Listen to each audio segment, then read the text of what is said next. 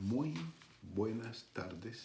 Le damos gracias a Dios por habernos traído nuevamente aquí hasta tu casa de oración en la Iglesia Misericordia. Estamos transmitiendo en estos domingos, estamos hablando sobre uno de los aspectos que la sociedad ya tiene bastante olvidado, que es el matrimonio.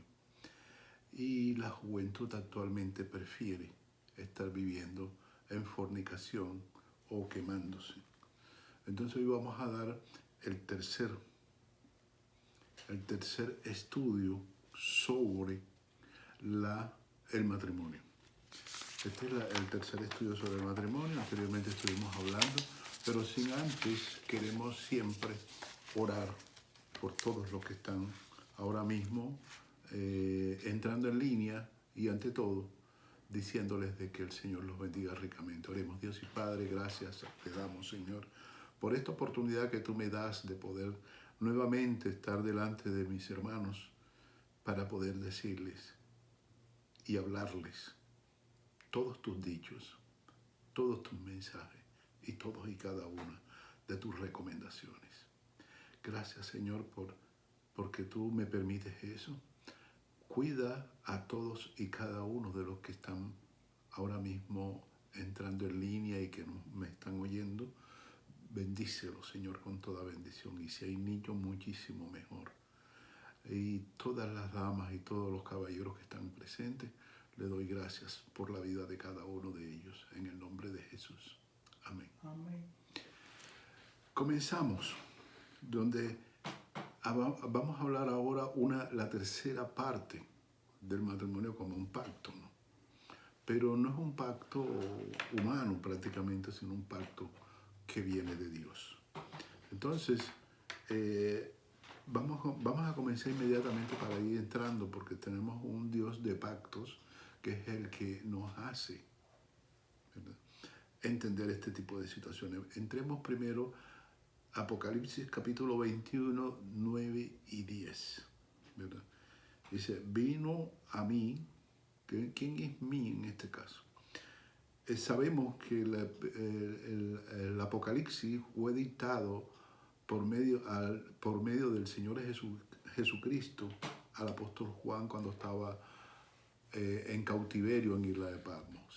Entonces, al que está hablando es el apóstol Juan, el apóstol amado, el apóstol que estuvo siempre al lado del Señor.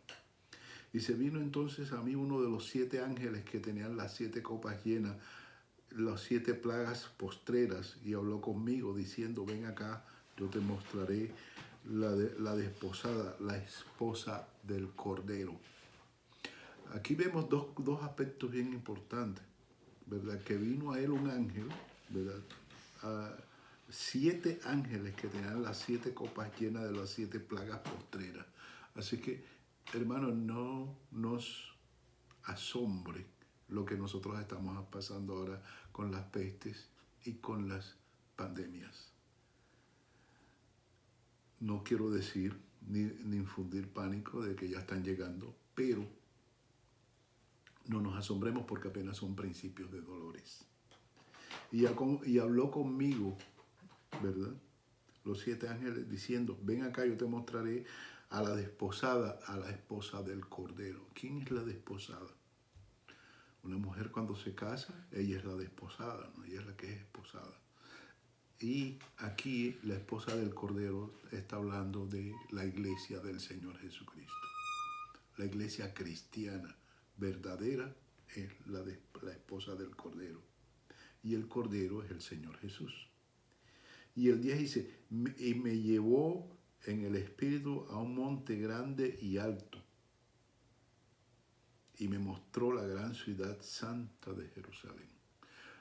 Acuérdate lo que dice, y me llevó en el espíritu, o sea que no lo llevó físicamente, sino espiritualmente. Acuérdate que los ángeles pertenecen a la otra dimensión. Quizás algunos se materializan y los vemos, quizás Juan los vio porque los ángeles son los únicos que se pueden materializar la energía. Ellos son los que se pueden materializar. Mientras que los arcángeles, ¿verdad?, los querubines, no se pueden materializar, son espirituales totalmente. Entonces, me llevó en el espíritu a un monte grande y alto y me mostró la gran ciudad santa de Jerusalén, que descendía del cielo de Dios. Uno de los aspectos bien importantes que nosotros tenemos que tener en cuenta es de que Dios es un Dios de pactos, ¿verdad? Y cuando Él dice que la esposa, ¿verdad?, del Cordero es la iglesia, es porque así es. Y el matrimonio es hecho a un símbolo de eso, de un símbolo de ese matrimonio de la iglesia con el Señor. Pero el apóstol Pablo nos enseña que debemos conscientemente considerar nuestros matrimonios como representantes menores del matrimonio central, el de Cristo con su iglesia. O sea que nosotros debemos considerar conscientemente nuestro matrimonio como representaciones menores de esa unión entre Dios y la iglesia. Esto es un gran misterio, dice él, pero cuando deja el hombre a su padre y a su madre y se casa con su esposa, hace una declaración con respecto a Cristo y a la iglesia. Cuando el hombre deja a su madre y a su padre, hace una declaración prácticamente como Cristo y la iglesia. Dependiendo del matrimonio particular, esa declaración se hace mal o se hace bien, pero siempre se hace. Uno de los aspectos que nosotros tenemos en cuenta es que esa declaración se hace bien o se hace mal, porque actualmente las personas se están casando y dándose en casamiento, pero quizás no tienen en cuenta lo que Dios dice, o desconocen totalmente lo que Dios dice con respecto al matrimonio. Entonces, comprendamos cómo la fundación del matrimonio tiene que ver con el pacto. La relación de Dios con nosotros a través de Cristo es un pacto es una de pacto, es el nuevo pacto. O sea, cuando el Señor Jesucristo dice cuando en la Santa Cena, ¿verdad?, dice, tomad y comed, que este es mi cuerpo, y tomad, ¿verdad?, que este es mi sangre. Este es la señal del nuevo pacto. ¿Ya? ¿Cuál es el nuevo pacto? El pacto de que el Señor Jesucristo derramó su sangre para redimir a la humanidad, para perdón de pecados y el vencimiento total de la muerte, que es la que a millones de personas le temen. Entonces, cuando nosotros comprendemos esto, ¿verdad?, el cimiento de la vida santa matrimonial es la misma para toda la vida, para toda una vida santa. Cuando el hombre está sometido a Dios y la mujer está sometida a su marido. Pero ambos tienen que estar sometidos el uno al otro. Bien. Él ha escogido el matrimonio como uno de los mejores medios por el cual los hombres caídos le pueden glorificar. Fíjate que a pesar de que la persona no cree en Dios y a veces por el amor o por el enamoramiento que tiene con una dama,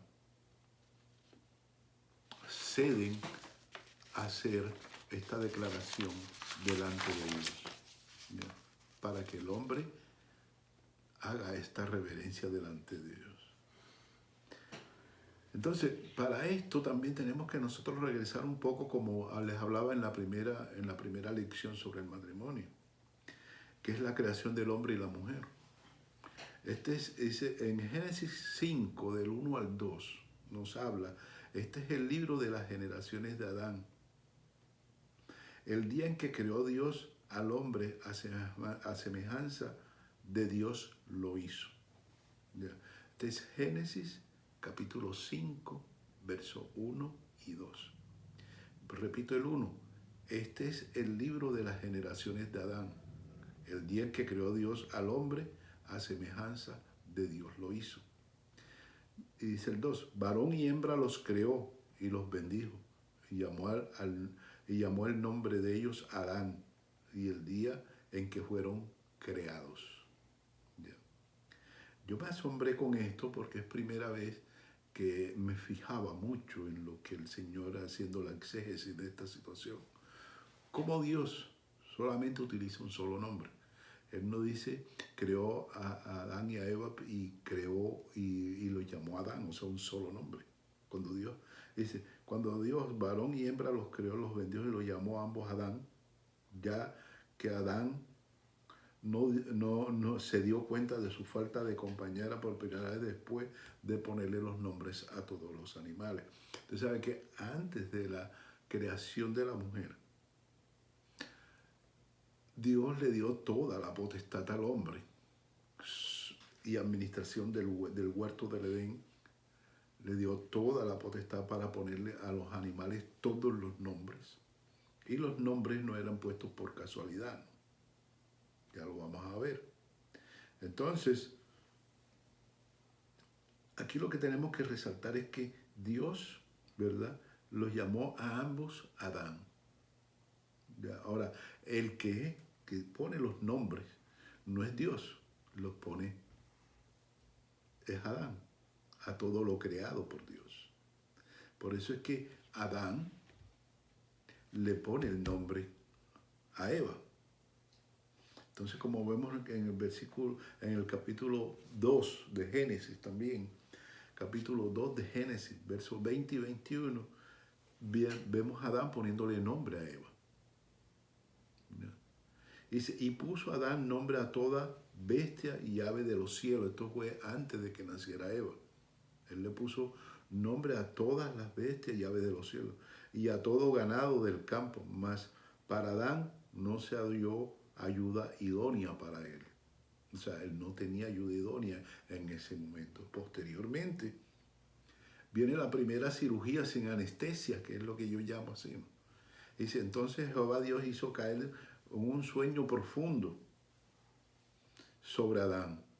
Mientras éste dormía, tomó una de sus costillas y cerró la carne en su lugar. Es la primera cirugía sin anestesia hecha por Dios a Adán para sacar una costilla. Ahora, ¿por qué una costilla?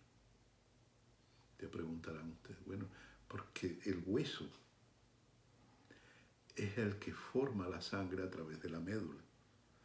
Eso fue descubierto ya, ¿verdad?, en 1880, cuando se descubrió el genoma humano y lo que posteriormente fue desarrollado como el ADN. En el hueso es donde se genera la sangre. Cuando Adán ponía nombres, no ponía nombres por etiqueta o por cualquier circunstancia, como yo les decía. Cada nombre era significativo y representaba su naturaleza y carácter. No eran nombres por ponerlos, sino de acuerdo a la naturaleza y el carácter de lo que él iba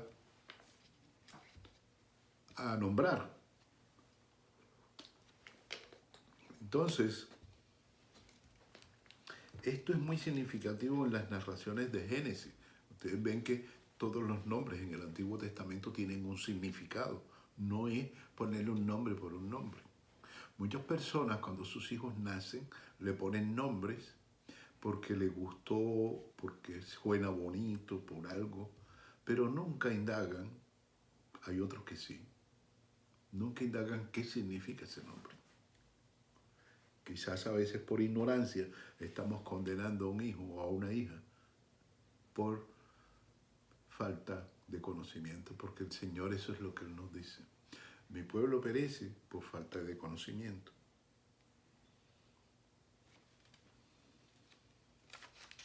Entonces Adán le pone nombre a la esposa, ¿verdad?, de Adán. Entonces, en Génesis 2, 23 y 24 nos sigue diciendo, dice así la palabra de Dios en el Génesis 2, 23. Entonces Adán dijo, ¿verdad? Entonces Adán dijo, esto es ahora hueso de mis huesos y carne de mi carne. Esta será llamada varona, porque del varón fue tomada. Por tanto dejará el hombre a su padre y a su madre y se unirá a la mujer y serán una sola carne. Entonces, cuando nosotros sabemos de que hay matrimonios, de que hay errores de juventud, de lo que sea, todo lo demás, pero cometemos errores por falta de conocimiento de lo que pasa, de lo que Dios dice en sus palabras. Si nosotros desde muy pequeños somos instruidos en la palabra de Dios, quizás no hubiéramos caído, o quizás caemos porque ya a pesar del conocimiento a veces las personas cuando se dejan dirigir, ¿verdad?, por las corrientes del mundo, es donde caemos en diferentes situaciones difíciles. Después de creada la mujer, vemos a Adán recibiéndola y le pone nombre. No fueron simplemente dos individuos cualquiera, ¿verdad? Cuando Jesús nos enseñó sobre el divorcio, por ejemplo, Jesús enseñó sobre el divorcio, como nosotros lo estamos viendo en Mateo 19, del 3 al 6. ¿Qué dice el Señor? Porque le preguntaron a algunos de los fariseos, a algunos de los que andaban detrás de él, buscándole la forma a ver cómo caía. Dice, Señor, ¿podemos dar divorcio por cualquier cosa? O sea, ¿podemos repudiar a la mujer por cualquier cosa? Porque acuérdense que el hombre era el que tenía y humillaba a la mujer y que todavía la siguen humillando muchos porque realmente desconocen lo que Dios estableció. Entonces, en Mateo 19, 3 al 6, el Señor Jesucristo le responde esa pregunta, si se podían dar divorcio por cualquier cosa. Actualmente hay divorcio por cualquier cosa. Entonces, el Señor le dice, entonces vinieron a él los fariseos tentándole diciendo, ¿es lícito al hombre repudiar a la mujer por cualquier causa? Él respondiendo le dijo, ¿no habéis leído? Fíjate que se devuelve nuevamente al Génesis, lo que ya nosotros habíamos hablado. Dice, ¿no habéis oído, no habéis leído que el que los hizo al principio, varón y hombre, los hizo? Y dijo, por esto el hombre dejará a su madre, a su padre y a su madre y se unirá a su mujer, como leímos anteriormente, y serán una sola carne, ¿verdad? Por lo tanto, lo que Dios juntó, no lo separe el hombre. Unos dicen que eso, hay unas teorías que dicen que eso fue un hecho aislado de Adán y Eva, pero no, cada matrimonio es una ordenanza, un sacramento que Dios ha establecido para que se cumpla en ese aspecto. Ahora, ¿que el hombre ha cambiado muchas cosas? Sí las ha cambiado, pero es a consecuencia de su corazón endurecido. Porque si nosotros seguimos leyendo ese diálogo, ¿verdad?, de Mateo 19, nosotros nos vamos a dar cuenta de que el Señor siguió, ¿verdad? Mateo 19, 3 y 6, pero fíjense lo que sigue diciendo, del 7 en adelante, sigue diciendo el Señor, del 7 en adelante, dice, y le dijeron, ¿por qué pues, fíjate tú, siguieron cuestionando al Señor, ¿por qué pues Moisés mandó a dar carta de divorcio y repudiarla? Y él les dijo, la dureza de vuestro corazón, por la dureza de vuestro corazón, Moisés permitió repudiar a vuestras mujeres, mas al principio no fue así. Y yo os digo que cualquiera que repudia a su mujer, salvo por causa de fornicación,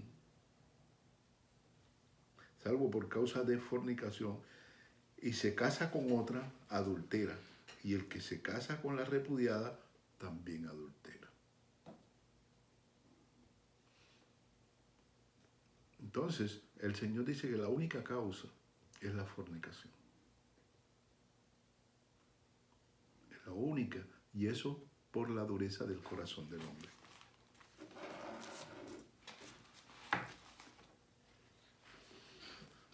Entonces fue cuando comenzaron a hablar, incluso ellos comentaron de que entonces no convenía casarse, ¿verdad? Y es lo que está imperando actualmente. Las parejas viven juntos y no se casan. ¿Por qué? Porque están pensando de que si se equivocaron o cualquier circunstancia, ellos van y como no están casados, piensan que no tienen la responsabilidad delante de Dios para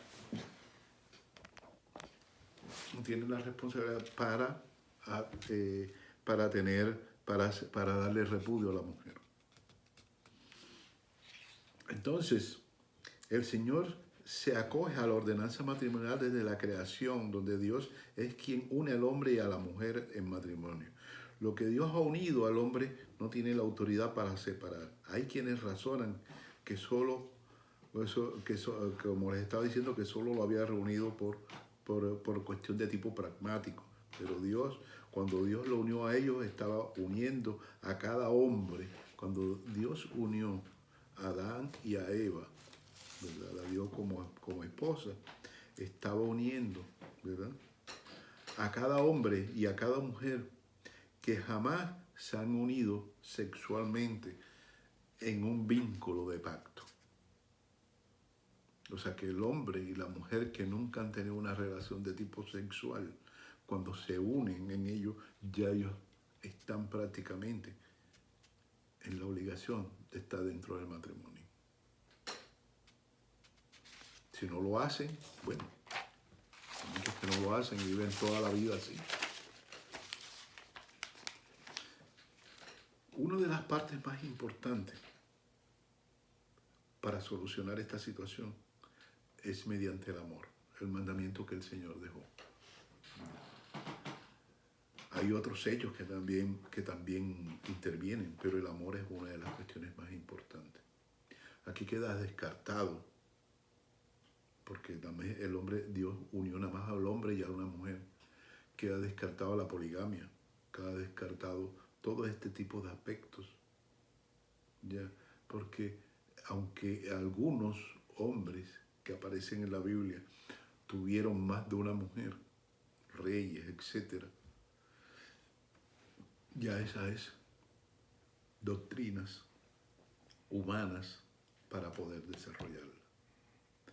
Dios quiera que nosotros podamos seguir estudiando, porque me interesa seguir estudiando sobre esto en el aspecto del amor, cómo se desarrolla y cómo vamos nosotros a ver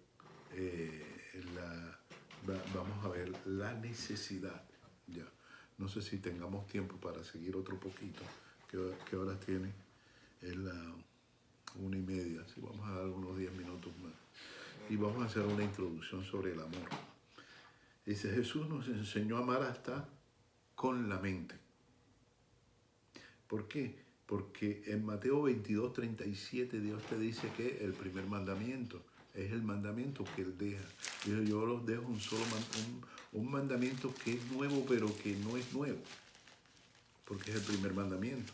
Dice Jesús en el Mateo 22:37, dice, Jesús dijo, amarás al Señor tu Dios con todo tu corazón y con toda tu alma y con toda tu mente. O sea, te enseña a amar hasta con la mente. Una forma de amar a tu cónyuge con la mente es mediante el ministerio de la misericordia. ¿Y cómo se hace? Me dirás tú, ¿cómo se hace por medio de la misericordia? La misericordia, acuérdense que que no es una, la misericordia, tener misericordia no lo confundan con tener lástima o actuar en una forma como si fuera, ¿verdad?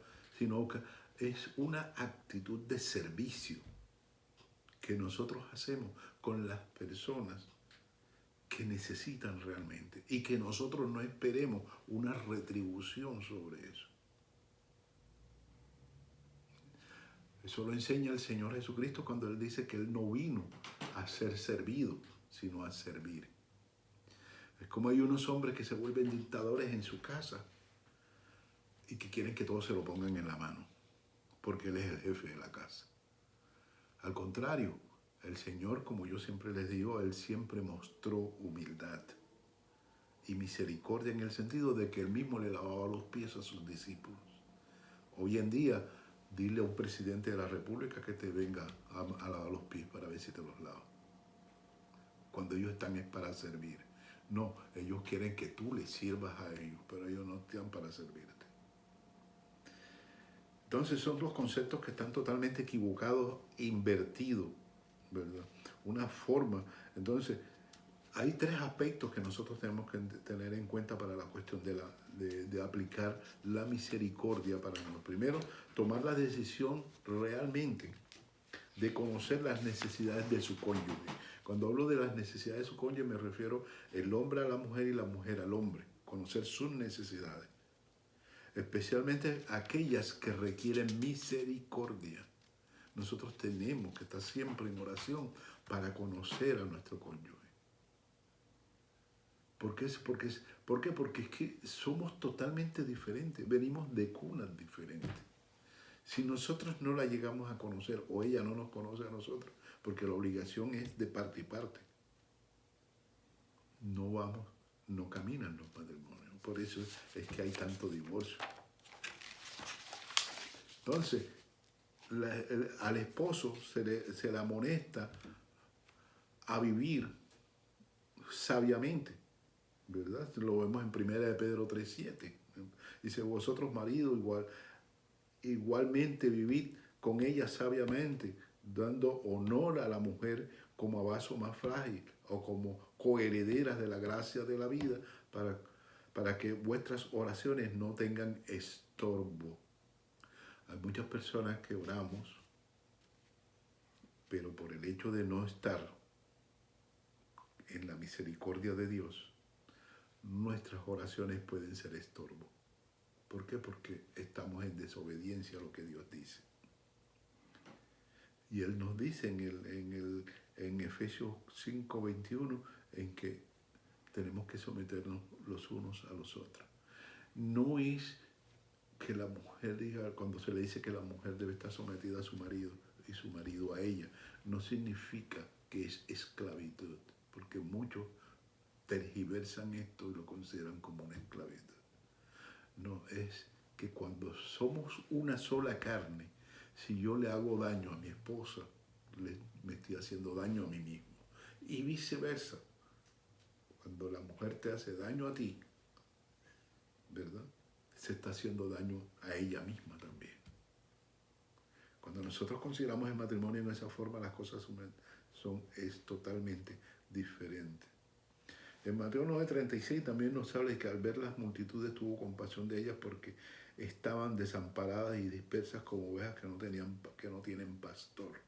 Esa es una forma de misericordia. Una de las cosas que nosotros vemos cuando nosotros estamos por la calle y vemos a un homeless, vemos una persona totalmente desamparada o pidiendo auxilio y nosotros pasar y no ofrecer ningún tipo de auxilio.